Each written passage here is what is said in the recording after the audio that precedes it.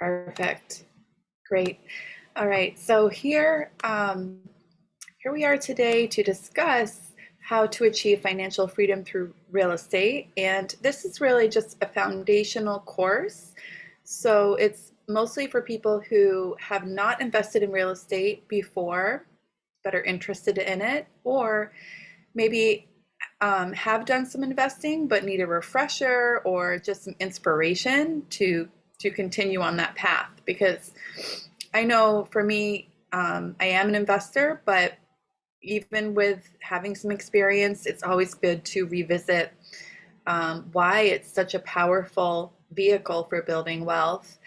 And every time I do, it inspires me to keep going and take that next step and pursue that next opportunity. So I want to also just let you know that I'm open to questions, comments. It's a small group today, so I would love for it to be interactive, and feel free to unmute yourself or use the comment chat box if you do have any questions. All right. So just a little bit about myself, if you don't know me yet. I've been a realtor in the greater Boston area for over 10 years. I've been with Keller Williams Realty in Cambridge for 6 years, going on 6 years now. And I am full-time, and I've consistently been in the top 20% of the agents at my office every year. I serve on the Agent Leadership Council, the ALC, which is basically a board of directors that we help to run the office along with the ownership. And I've also written a book called You Can Have It All with Real Estate, which is available on Amazon. It's a quick read for people who have perhaps considered real estate investing or maybe never have considered it. And it just goes into how to invest as an amateur, different strategies that you can use even with little or no money down, and also the reasons why, again, it's such a powerful vehicle for building long-term wealth. I've also been a productivity coach and helped other agents build their businesses. And also, as I said, I'm an investor myself. I have 2 units in Massachusetts where I live in one and I rent out the other. I also have 2 units in Maine, and I just got back from a trip to Mexico where I've recently purchased a property there to use as a vacation rental, short-term rental. So I'm excited about that, and I've helped many other investors to achieve certain levels of financial freedom as clients as well. And this slide just kind of shows you my big why of why I am so passionate about real estate investing. And throughout my career, it's been the one thing that really gets me going in the morning, is educating clients about it and inspiring people to pursue their biggest dreams through real estate. And it's because I feel that the more abundant we all are in our own lives, the more that we take care of ourselves and our family, and we have the ability to spill over into others, the better off the whole world is. Because if we're financially abundant and not living paycheck to paycheck like too many people are, and we're not stressed and strapped financially, then we can overflow into our communities, our families. We can be more charitable and more generous. And I believe that deep down, that's probably the highest form of happiness, is to give to others, right? And that's kind of the highest form of self-actualization. And what we all really want to do is to help others. But we can't do that if we're living paycheck to paycheck. So I think financial abundance is something we should all strive to achieve. And real estate is the best way to get there. So, and financial independence is sort of the pinnacle of that whole pyramid, is the idea that you wouldn't have to work if you don't want to. It'd be optional. Retirement is another way of saying that, but I look at it as, not necessarily retiring as in just sitting on a beach and drinking margaritas for the rest of my life. It's financial independence, meaning that I'll probably still work because I like working, but only out of passion, only because I truly want to work and do things that excite me. So what would you do if you didn't have to work? You know, that's kind of something to think about and envision, because that's going to be your big why. It's going to power you through the obstacles, the hurdles, the fears, the challenges you might have on the journey toward financial independence. And by the way, even though that's sort of the ultimate goal for an investor in most cases, there's also levels of financial independence along the way. I mean, even if you had some passive income, $1,000 a month or $2,000 a month or $3,000 a month, that would give you a level of freedom as well. Even if it's not total independence, it would give you a lot more flexibility, right, in your career choices, maybe, or just having more free time with family, just more freedom over your time is basically the theme here, because time is your most precious asset. So you want to have the freedom to do what you want with it. I hope you all agree with that. And first here, I just want to talk a little bit, thank you. Good. I want to talk a little bit about why people fear real estate investing, because I think this is really important to talk about and just acknowledge that there is a lot of fear around it. And I still feel it myself, because people tend to think of investing as risky. And really, though, that's not the case. It's not investing that is actually risky, and we'll get into why that is. Like this slide says, in fact, if you have some education, real estate is the best place to put your money, much better than just saving, for example. But the reasons that people do fear real estate investing are, for one, they think it takes a lot of money. You need to have a lot of money, and and people think, well, I don't just have $25,000 lying around or whatever it might be, and that right there will deter them from even pursuing it or even thinking about it. And I'm going to share why that's not necessarily the case. You don't need big piles of money to invest in real estate. Oops, I think those slides were a little bit out of order. But the second reason that people will tell me is that decisions have to be made quickly. And this is true, that in real estate, time is of the essence. And yes, as an investor, you're looking for a deal. You're looking for something that's under market value, because you want to buy right always. You make money on the buy, on the purchase. So decisions absolutely have to be made quickly, but that's why you have to be prepared ahead of time. And so congratulations to you for being here, because you're doing your legwork in advance. And that's what you have to do. There's a saying that luck or success is a combination of luck and being prepared, or something like that. I'm saying it wrong, but I think you guys know what I mean. You have to be prepared. You have to do your homework so that when the opportunity arises, you are ready to pounce. Okay, and then another reason people get scared is that C word, commitment. They think about 30-year mortgages and they're like, oh my gosh, I can't commit to that. But again, it's not something to be scared of, because if you think about it, even 30-year mortgage, you don't have to own that property for 30 years. And if it's a cash flowing property, I mean, time is on your side. So it's like, yes, the 30-year mortgage is there and you have to sign the paperwork, and that is some kind of obligation. But if you buy right, that property is going to be passively sending you an income, even with the mortgage in place and being paid. So your renter is paying down your mortgage and you're getting an income. What could be better? And then people, of course, fear maintenance. They think about being a landlord, and that entails all this work of maintaining a property and getting calls in the middle of the night and so forth and so on. But don't forget, that's why property managers exist. And I do know some really good ones, both in this area, and I can also connect you to teams in other areas that you might be interested in investing in. Having a good team is going to be one of the best things you can do as an investor. You shouldn't have to investing in property shouldn't be another job for you.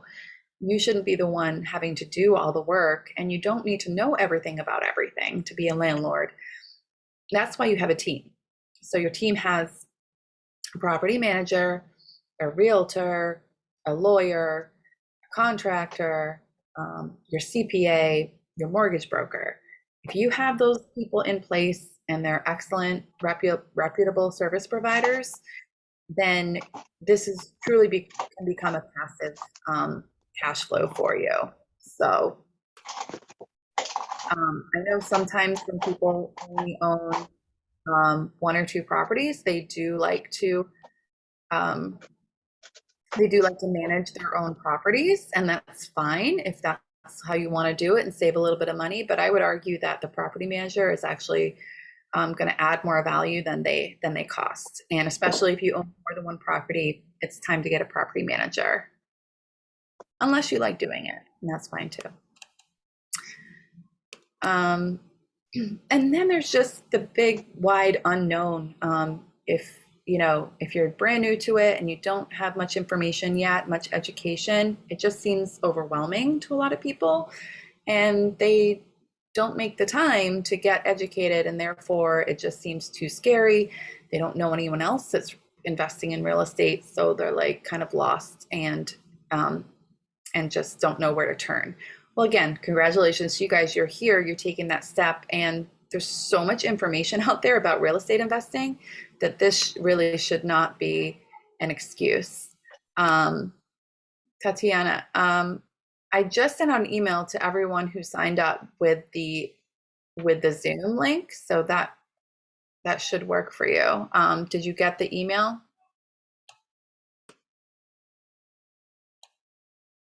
Yeah, it just went out through Eventbrite. So just check your inbox, you should have it. If not, let me know. But yeah, so there's this real estate is actually one of, or the most, let's see, I lost my train of thought. It's like the well-worn path of investing, right? Because so many people have done it for over hundreds of years now and built wealth this way that there are literally thousands of books on the subject. So not having knowledge about it should not be an excuse. It's a highly repeatable form of building wealth. Again, you guys are doing it, so good for you.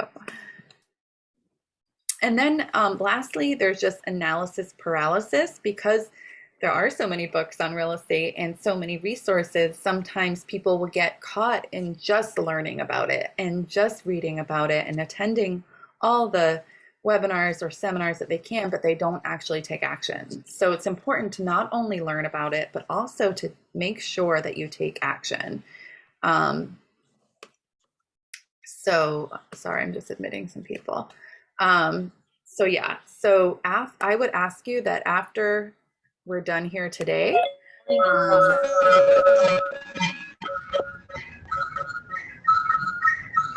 guys, I'm just gonna mute you. Okay. If you have a question, you can unmute yourself without getting too much feedback. So I would ask you after the webinar today that you do one thing for me, and that would be to put something in your calendar in the next 24 hours, one action item. And it can be a small thing, but just one thing to move you towards your goals in real estate. All right, and I'll remind you before the end as well, but that will, you have to take action as well as learning. So now that we've decided that investing is a good thing to do, let's talk about the different investing vehicles, and this will kind of give us a perspective on real estate investing when we talk about it in context of other investment vehicles.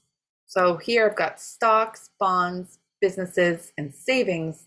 Savings, though, is not an investment vehicle anymore because the interest rates just aren't there. They don't even keep up with inflation. And inflation, by the way, is the reason that you do need to invest, because if you don't, inflation is going to basically mean you're losing money. If you're just saving, you're losing money over time because the cost of living is always going up. So your money sitting under your mattress or even in a bank is losing value. That's why you can't get wealthy just by saving alone. And if you haven't read it yet, I would definitely encourage you to read Rich Dad, Poor Dad by Robert Kiyosaki. It's a book that basically every real estate investor I've ever talked to has read. And for many, it's the one that really motivated them to start investing. So it's Rich Dad, Poor Dad by Robert Kiyosaki. And he talks a lot more about why you do need to invest to make sure that you're not losing money by simply saving money. So there's a whole thing there about our parents and older generations. You know, the financial models have changed since our grandparents were alive, and you could just save and you could just get a pension, but things have changed dramatically since then, and you do need to invest these days if you want to, you know, ever retire. Okay, so let's look at stocks. You know, pretty much if people are very familiar with stocks, they're very accessible. You can buy in at an entry point that you choose. It could be, you know, as low as like $1, I guess, you know, if you do it online. They're low risk and they're also moderate return. I've got here 7 to 11% on average, or maybe 7 or 8% yearly on average. Of course, there's variation there, as I've got on the slide. And the thing about stocks is that there's a 1-to-1 ratio of dollar to stock. So if you pay $1, you get $1's worth of stock, right? So you get whatever you purchase in a 1-to-1 ratio.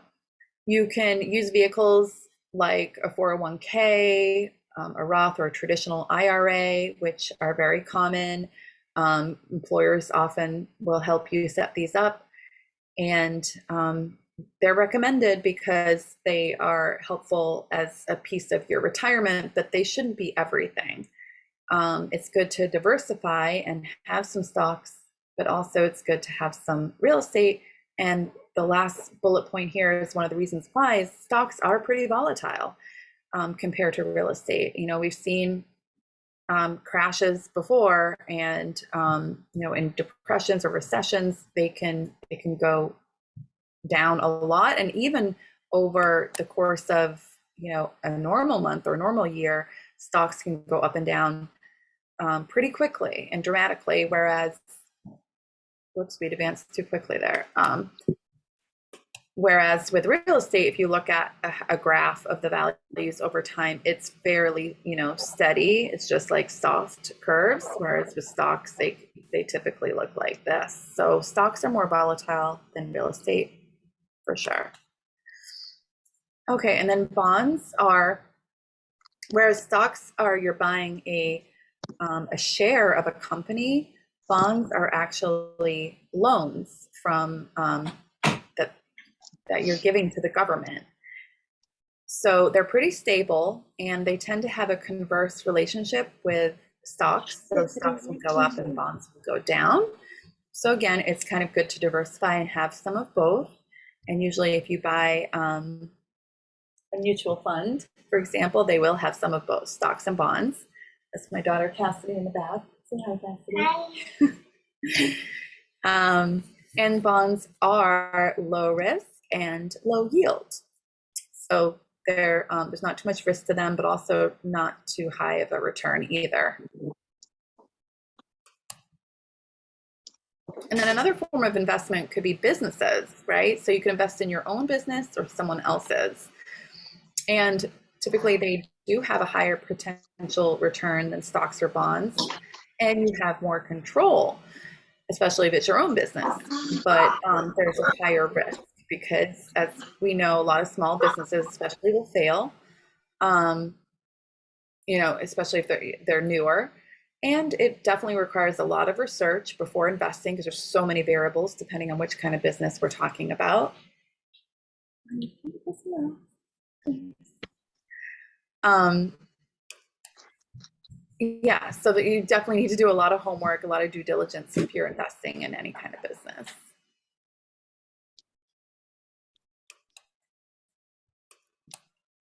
And that brings us to real estate.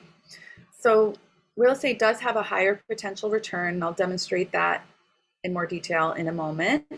More control than stocks or bonds because you are the owner. So whereas if you're investing in a stock, you're investing in someone else's company, you don't really have any control over what happens with that company, right? But with real estate, you're the owner, so you could do improvements on the property, you could adjust the rents, you could convert a multifamily to condos. I mean, there's so many things you could do that could affect the value of your real estate.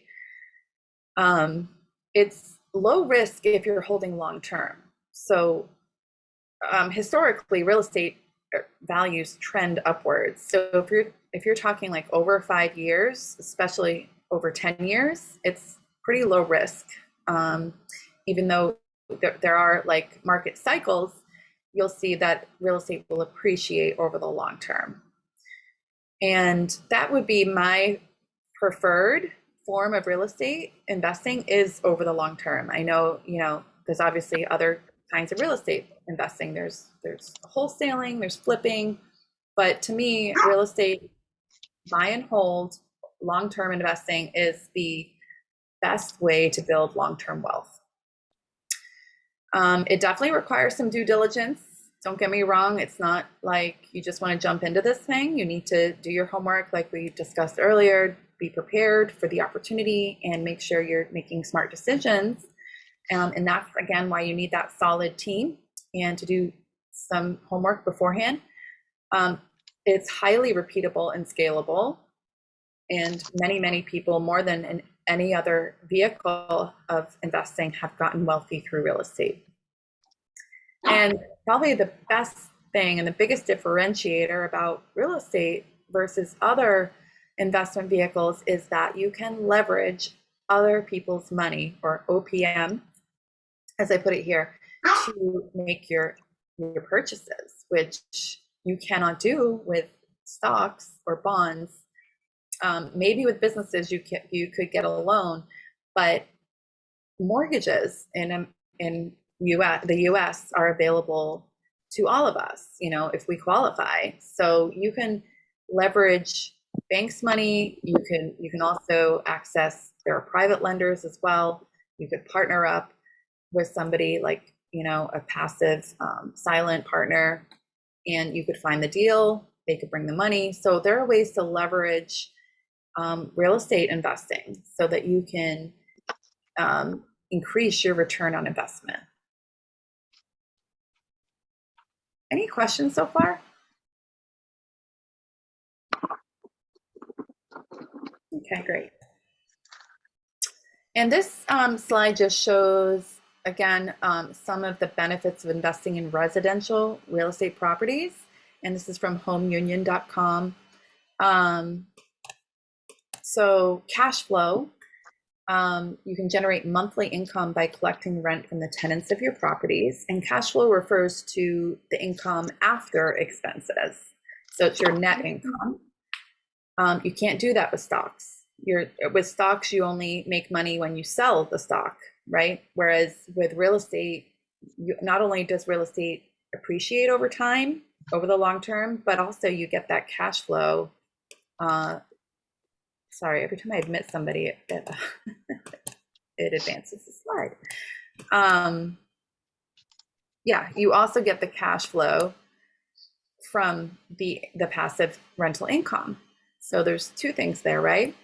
Cash flow and appreciation, and then wealth accumulation. So you maximize wealth creation by using leverage to purchase your investments. We just kind of touched on that. You can get a mortgage, and that means that you're putting only a fraction of the money needed to purchase a property down. You're only out of pocket a small portion of the purchase price, and then you're financing the rest. So that helps accelerate your wealth accumulation. And then, as we discussed before, it's a hedge against inflation. You're protecting your portfolio against inflation with rent increases and appreciation. So that means that even as the value of your property is increasing over time, the rents also increase over time. I mean, rents don't really go down, they always go up. Again, with inflation, cost of living goes up. So your cash flow will also increase over time. Diversification. Diversify your portfolio away from the stock market and its volatility. We talked about that. And then another benefit is tax advantages. There's no better tax haven than real estate where you can deduct expenses. So the government actually really wants you to invest in real estate, and that's why they offer depreciation. So you can write off depreciation on your income taxes and save taxes. Depreciation is basically the money that it would take to maintain a property, to keep it well maintained and in a good condition. And talk to your CPA about it, because obviously tax laws do change year to year, but that has consistently been a benefit for real estate investors over the past many, many years. Goodness, we have a lot of people joining. This is great.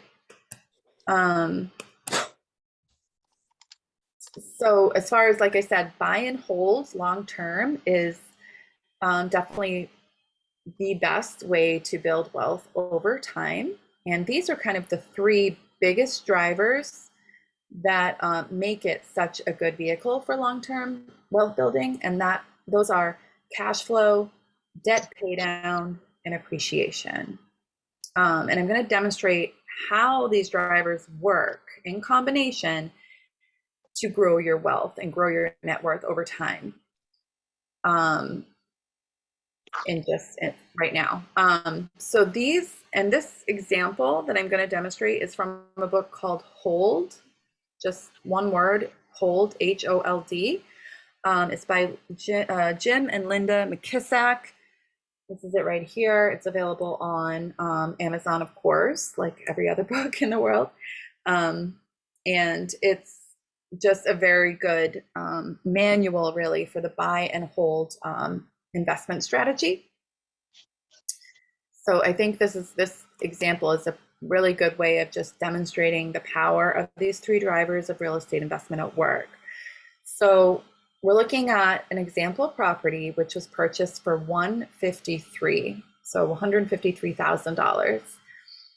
And if you do not live in a property, right? So it's just purely an investment, you are going to have to put 25% down. In America, pretty much that's how it is. It might vary a little bit state to state, but it's somewhere around 25% down. If you live in a property, you can put less than that down. So that's called a house hack. When you live in one unit and you rent out one or more units, that would be a house hack or an owner-occupant investment. We'll talk more about that in a minute. But for this example, we're putting 25% down, so we don't live in the property. So that works out to be $38,250. Okay, so that's your out-of-pocket upfront cost. And then you're getting a mortgage of $114,750, 30-year note. That's typically how you get the best interest rate, is a 30-year note. Actually, you could get a better interest rate with a 15-year note, but your payment will still be lower over 30 years because it's spread out. Anyway, those are the numbers on this example property. Okay, so let's look at the cash flow. Remember, cash flow is the first driver of wealth accumulation, and this is just in year one. Your annual cash flow is $1,200. So that basically means that you're making $100 of net income or cash flow each month in your first year. Doesn't sound like a lot, right? But this is just the beginning. So your rate of return on cash flow is then 3.1%. And that's calculated on that down payment number of $38,000, $38,250, and gets you a rate of return of 3.1% just using the cash flow of $1,200 per year. Right? Now, the second driver of wealth accumulation is debt paydown. Now, debt paydown is the mortgage being paid down. Every month, your tenants are paying their rent, and you're applying that to your mortgage. So that's paying down your debt every single month. And what that does is increases your equity in the property. So your equity is part of your net worth. It's part of your total net worth, which is your wealth. So how much are the tenants paying down each year? Well, in the first year, they're paying down $1,179. And that's just the first year. What happens in a mortgage is your principal payments go up every year. In the first year, you're paying mostly interest, and then the principal payments start to go up each year after that. So in only the first year, you're only paying down $1,179. And again, it's paid by your tenants.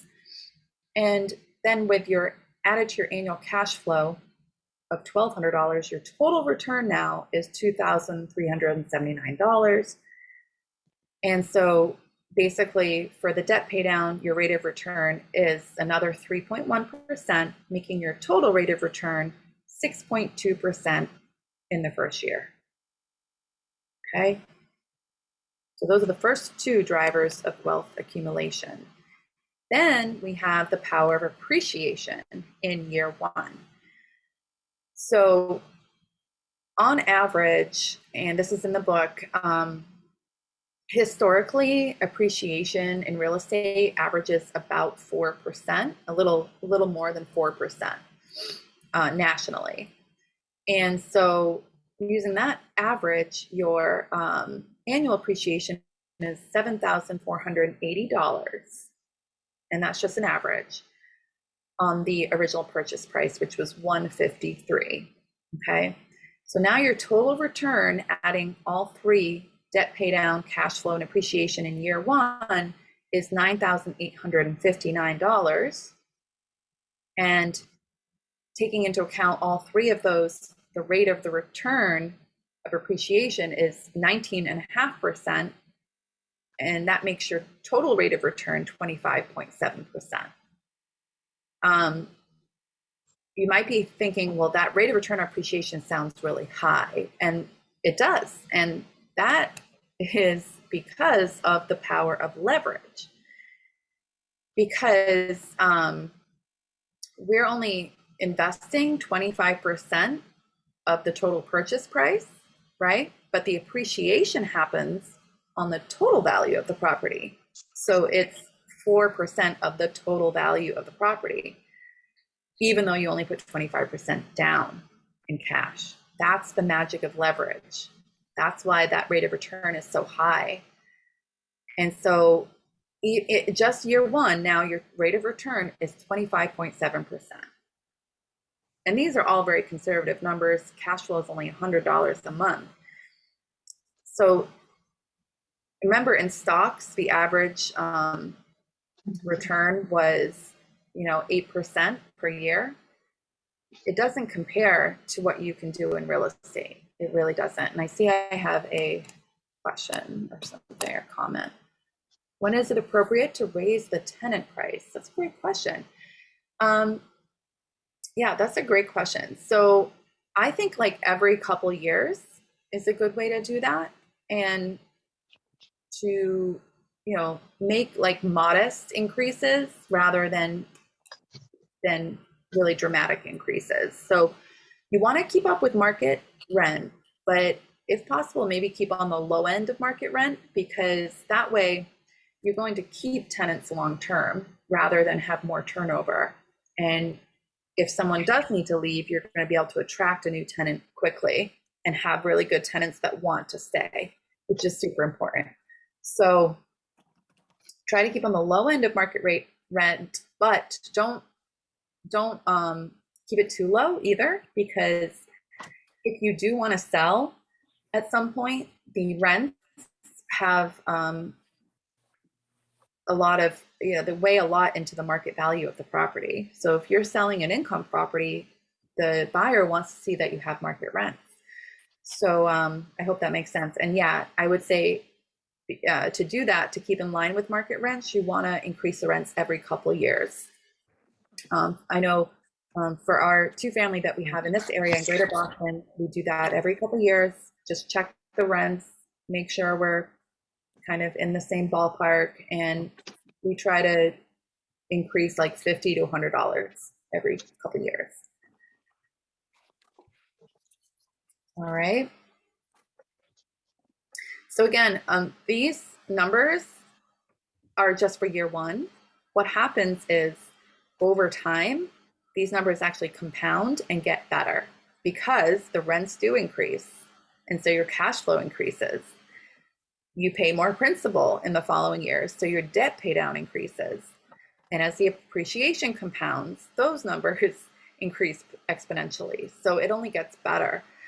You're not going to get wealthy on the long-term buy and hold strategy in year one, but over time, you will. 10 years, 20 years down the line, you will look back and say, my God, thank goodness I did that at that point. And you're going to say, I wish I bought more 20 years ago, which is what a lot of my clients tell me. And that's why I teach these classes, because I want you guys to see how powerful it is and start now. And as that Chinese proverb says, the best time to plant a tree was 20 years ago, but the second best time is today. So it's never too late and never too early to get started.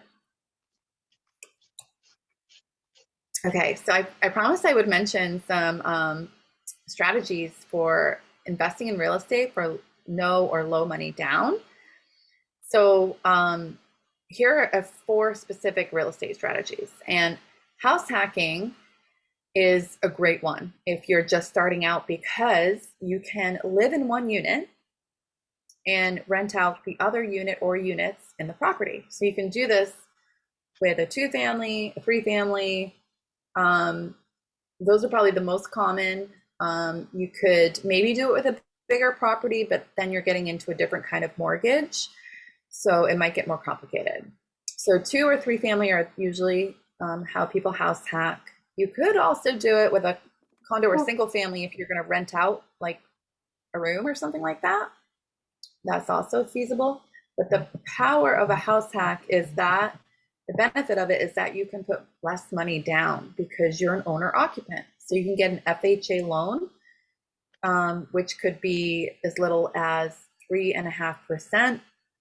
But typically for a multifamily, I've seen like 5 or 10% is more typical.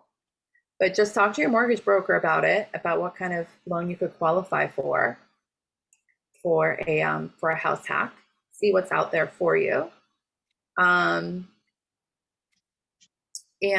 you can basically have those rents offset your mortgage and ideally live for free or pay a lot less than you would for renting the similar property. And again, rents increase over time. So, at some point you probably will be living for free or even making an income off your home, which is amazing. Catherine just said, I wish I house hacked my first purchase or bought a multi instead of a single family. I know, right? I mean, hindsight's 2020. It truly is. I did not house hack my first property. I did flip my first property. It was a condo in LA, actually, even before I was an agent. But it got me interested in real estate because we did some renovations to the property, and just because of life circumstances, we decided to move out of the area, and we sold a year later. but we realized that we added like $50,000 of value to this condo with the renovations that we did. And it's like, wow, it just opened my eyes to how real estate has this amazing opportunity to add value, even beyond, just punching like a time clock, right? So, yeah, so basically opened my eyes to the potential of real estate investing. And that was my first sale and my first flip, even though I didn't really mean to flip it.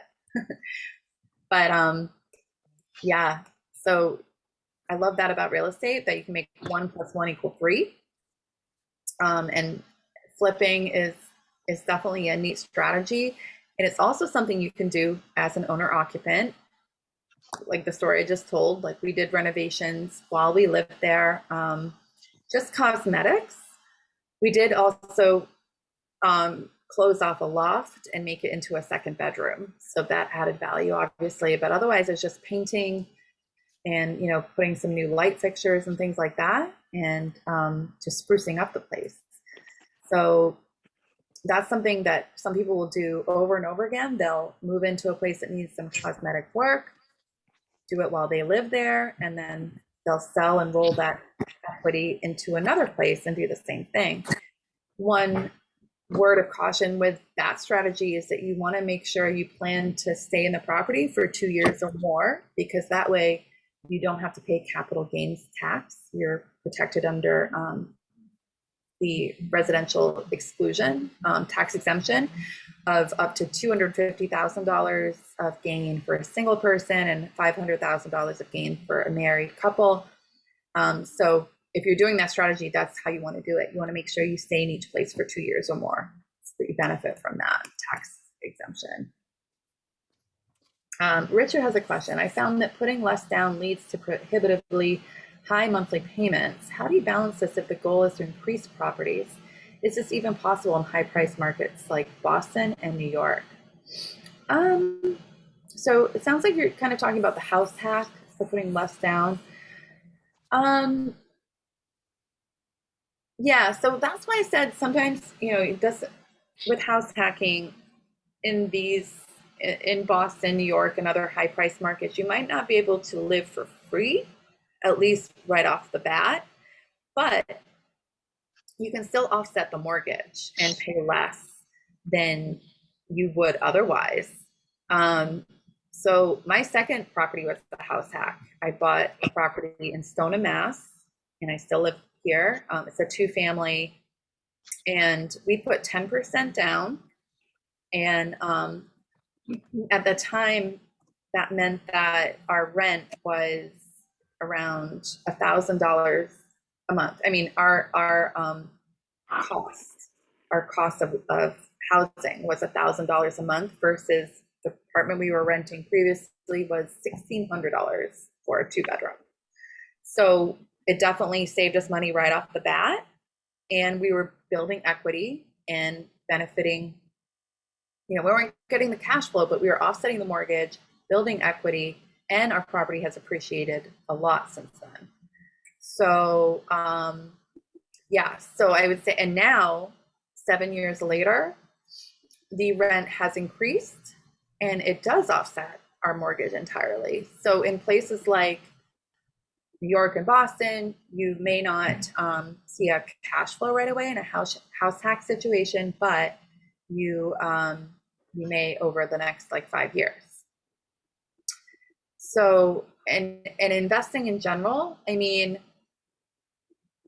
you would have to put 25% down if you're not house hacking. And it is getting harder to get a cash flow situation in Boston. But it is possible. I mean, I have just recently helped some investors buy. One was in Chelsea. There are good opportunities there. There are still opportunities in Somerville and in Boston. Yeah, so it's definitely possible if you have the 25% down. If you're not house hacking, and actually the person who bought in Chelsea was house hacking. He was living in one unit, so he was putting 10, I believe he was putting 10% down, and it still cash flowed $1,000 a month. Yeah, cool. Chelsea's a hot market. Chelsea's a hot market. There's some good properties to be had in Chelsea. Um, yeah, so I think to answer your question, yes, it's definitely possible. You just have to kind of know your markets, and I think pinpointing where you want to be is a good idea so that you can just really get familiar with the market, with a certain specific market, and then once you see an opportunity, it will just kind of stick out like a sore thumb because you're really digging into that one specific market. But it's definitely, yeah, I mean, prices have gone up and are still going up in those areas. But the thing is, the interest rates are so low right now that the numbers can still make sense. So hope that answers your question. The third strategy on here, the BRRRR method, is slightly more sophisticated. So this refers to it's buy, renovate, refinance, rent, and repeat. And it's basically combining the long-term buy and hold with a flip, if that makes sense. Because what you're doing is you're buying a multifamily or an income property that needs some work, you're renovating it to add value to it, and then you're refinancing it. And when you refinance it, it's appraising at a higher value because you've made some repairs. And so because it's got a higher value, now you're able to actually take some money back out of the property, like do a cash out refinance, and then take that equity that you've just created and put it into another property. And that's the repeat part. So again, it's probably not something you can do or would do at your first time out, but it's just a really neat model for rapidly accumulating wealth.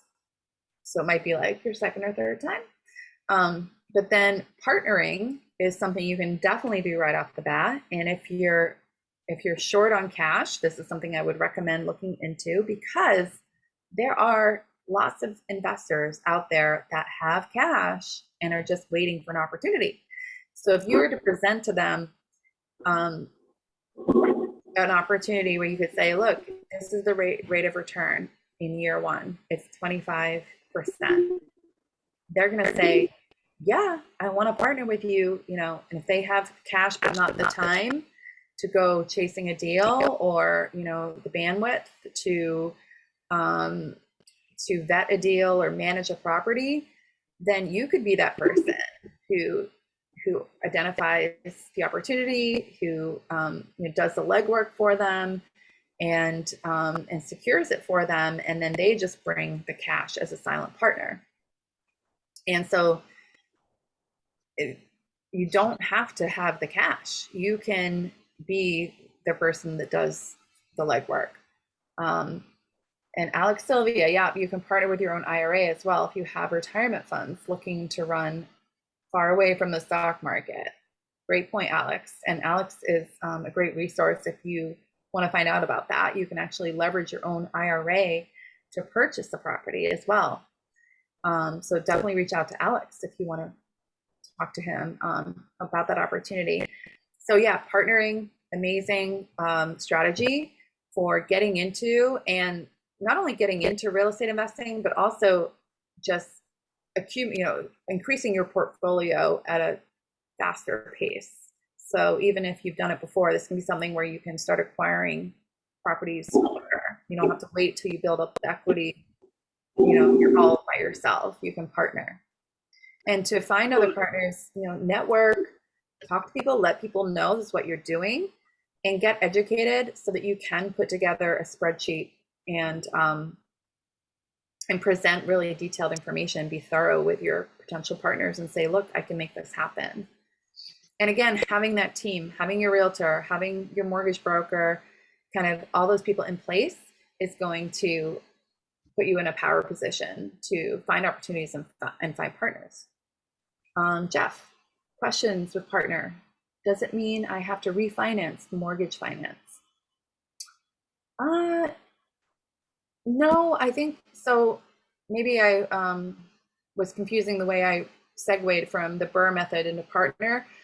The refinance part was referring to the Burr method. Partnering is just an overall broad term for um, pooling resources with someone else. So it doesn't necessarily mean you have to refinance or do anything like that. Okay.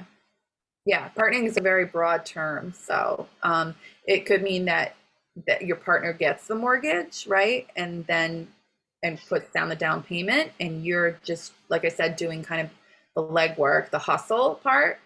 It could mean that you split the down payment 50-50. It can be whatever you determine it is, just whatever is a mutual win-win for both partners. Just make sure that you have everything in writing, because it's a business relationship. And I would also recommend getting like a business attorney to put together a simple partnership document, just so everyone has, everything clearly, and there's no miscommunication later on. Like, for example, what happens if you sell the property, or can one partner buy out the other partner, and what's everyone's responsibilities? You just want to be clear on the business partnership. So hopefully that makes sense. Okay. Is that a mutual fund? No, that would be a mutual fund would be a stock. So we're talking about partnering for a real estate investment.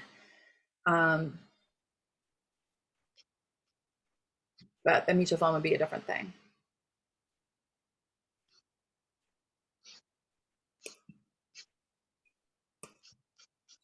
Whoops. Sorry, Mike. Okay, so back to those hurdles we mentioned in the beginning. So, guys, are any of these going to stop you from taking action on your real estate journey now that you know how incredibly powerful it is?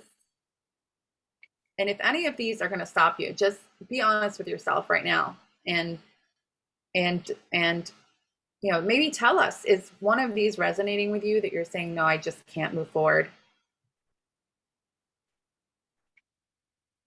Because we need to take it out of the closet. We need to talk about it. And we need to get over it, because fear is a real thing, and it does stop all of us from taking action. And so we need to recognize it and acknowledge it, and find out how to move past, how to get comfortable, how to get confident, because there's ways to do it. And remember, so many other people have built wealth this way. I mean, there's rags to riches stories, like, you could read them forever. People immigrating from other countries with, a few dollars and becoming billionaires through real estate. So if they can do it, so can you. Trust me. So again, I'm going to ask you to put one thing in your calendar. You can do over the next 24 hours. And if you put it in the calendar, then you're going to do it, right? If it's not in your calendar, it doesn't exist. So put something in your calendar from now until next tomorrow, like 1 p.m. And it can be an action item like order Rich Dad, Poor Dad, maybe. Or, the book I mentioned by Robert Kiyosaki. It could be to reach out to me, and we'll have a Zoom conference about your real estate goals. And I don't mind, if you're not buying right now, that's okay. It's just a consultation. I can answer any questions you might have. If you're interested in other areas, I actually have an international network of real estate agents. And usually the real estate agent or the realtor is like the hub of the wheel. So if you have a good realtor in the area that you're looking in, they'll be able to connect you with the best property managers, best mortgage brokers, and so on, and build that team. So, it's really never too early to have that conversation, and that could be a way of taking action. I know, Jeff, it's a great book. Such a good book. Robert Kiyosaki is amazing. There's also, I have another webinar on November 2nd It's about house hacking and flipping. So I'll go into more detail on those strategies if you want to sign up for that. I will email out to everyone who registered for this the recording, as well as the link to sign up for that webinar and a link to schedule an appointment with me. And I would honestly love to hear about what your goals are and maybe help you create a goal if you don't have one yet, or help you move towards a goal if you do have one. Okay, Richard. Yeah, if you have to run, that's fine. Feel free to reach out for a conversation. Okay, thanks for coming. And Tatiana, yeah, sign up for November 2nd, the house hacking and flipping. Oh, and also my book is on Amazon. You can have it all with real estate. It's a great and a quick read. So I'll send that link as well with my email. And I do have on YouTube, on my YouTube channel, I have other webinars that are recorded there that you can also watch. So feel free to check those out as well. But honestly, I hope to talk to you soon, and I really appreciate your time today. And I hope that you take action towards your goals and towards your financial independence so that you can truly achieve your full potential, because the world needs you to do that. Okay, so thank you so much. Appreciate all your time. Have a great day. Bye, guys.